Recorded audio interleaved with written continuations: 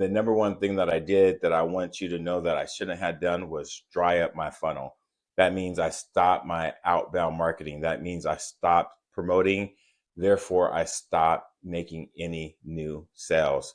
Therefore, there was no new business. So, in this time that I was going through this transition period, I had a lot of life issues, but I took the risk. The risk was greater than the benefit was greater than the liability. One of my clients, he said, I would love for you to work here, have a space. We talked out the details, and obviously it worked out.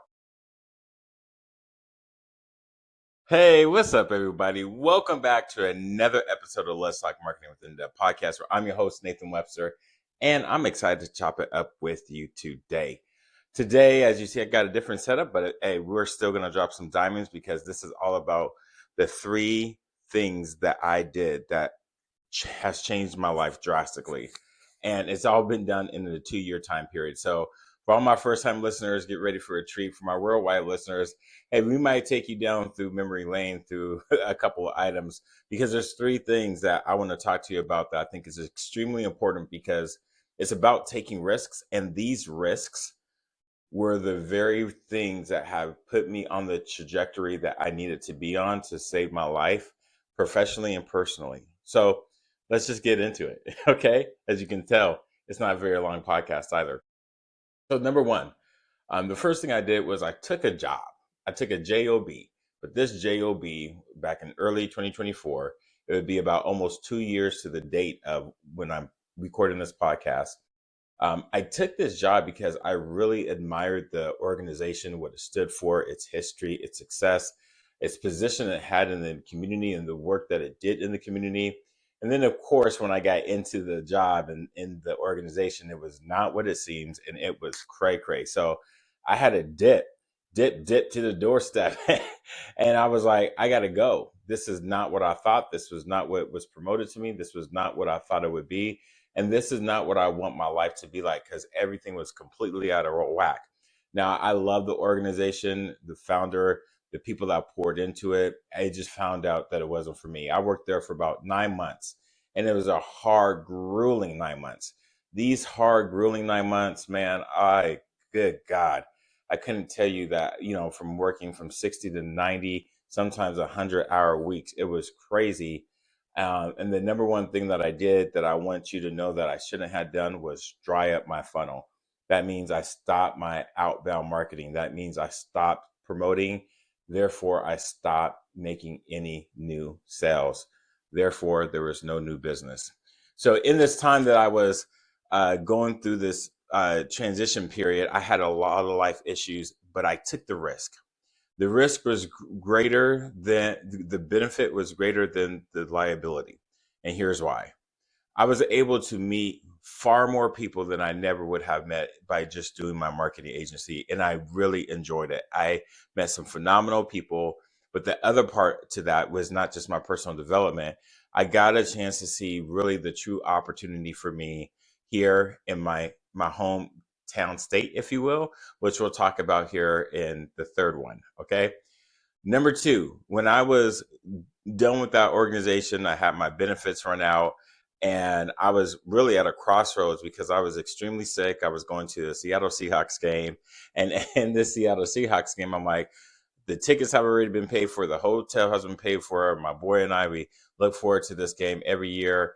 Us just getting away, having some boy time, and enjoying ourselves.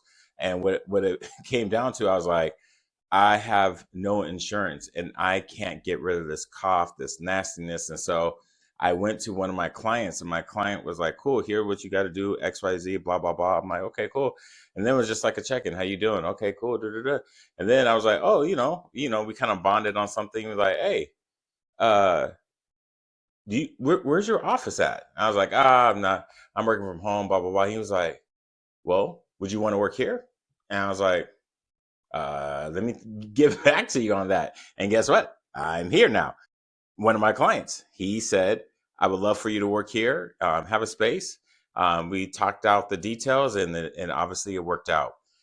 So the first one, I took the risk on thinking that I was going to do something that was going to put not only myself, but my career into another stratosphere, which it did, which led me to number two of where it was putting me into a place where I could now have my own office space. When before I went to that job, I was working from home because I got out of the office I was. And then the number two blessing by taking the risk is it led me to here because I didn't want to just like go to anyone, but I had to take a risk and say, hey, I need to get help. And I don't like asking for help. So then we go to number three. So I had this intern. His name was Luke. He's been on the podcast a couple of times. You see him in the videos. And he was like, hey, let's do YouTube. I'm like, man, I'm already on YouTube. But we were starting to look at like some influencers and how you go about it. And they were like, hey, it may take you 10 years, but once you get going, hey, it's going to be not just good for your business, but good for your pocketbook because you can monetize that. So I'm like, well, let me give it a try. Let me think about it. So March 29th, we did it. Well, March 29th was right before I was with, I had this person I was with. Her name is Grace. You see her in the videos when I went to Kenya. And she was like, why don't you record Kenya and do like a vlog? And I was like, I'm not quite sure. And she was like pushing me and encouraged me to do it. And I wouldn't have done it if I didn't have her encouragement. And her encouragement, excuse me, was something that I needed because I was not about to take this risk and put myself out there in a way that I'm like, man, please, like I have like all these reasons. Nobody wants to watch me. It's a lot of work. I don't know if I could do it. Really, that was the thing. Like, is it even worth it, right? And what that amounted to, like, I put together all these videos that I could, and I was just using my phone. I didn't have a handheld camera. I was just using my phone, and we went to the mall. We went shopping. We went golfing to restaurants. I got about a good 5, maybe 6 videos of my second trip when I went to Kenya. My first trip, I didn't do any of it because I was working at that job that I was at. And it was crazy for the fact of how much, like, if you see my face, like when I get stressed, I break out and I have pimples all over the place, blessing my sleep machine. I get bumps right here where my sleep machine mask is at, and you'll see my face was all broken out. I was like, man, I definitely did not want to go on camera at that time. And I did. And she still encouraged me to do it. And that was a huge risk that I took that I now see the benefits because now I'm about a year out later and I'm so glad I did. This is where we have to stop playing small. I'm telling you these stories because you're playing small. You're not taking the risk that's going to benefit you in ways you possibly have never seen. Now, because of all this new economy, businesses are not the way they used to be. The best way I can help clients and get really specific on my niche that I didn't have prior to 2024 was now I love helping people tell their story through video and through YouTube. That is my number one service offering today. So if you say, Nathan, what are you doing? I'm like, I love doing YouTube. I'm a YouTuber. Oh, really? Yeah, because it can capture all the hats, right? And my kids, they like, how many subscribers do you have? Oh my gosh. Oh, you're serious when they thought like, oh, you're just lacking, and I don't get that term, but whatever the case may be. But it shows immediately for people that don't know what I do because marketing is so complex in all the ways. But when they see the video that not only shows that I'm an expert in what I do, but I'm also an educator. I like to have fun, and it's all under a video that people can watch on their own, in their own setting, with their own privacy, and it's not being forced. This is where video is changing the game. And I was just watching one video last story where T-Pain was says like, if you want me to come out of the house, you got to pay me some racks because if I'm getting paid $250,000 from 7-Eleven to promote their pizzas for just 2 hours, why do I need to leave the house when I can just play video games and stream all day long? Because this is the wave of the future. And I think just prior to 2024, I was so used to the old way of doing things because I didn't want to take the risk.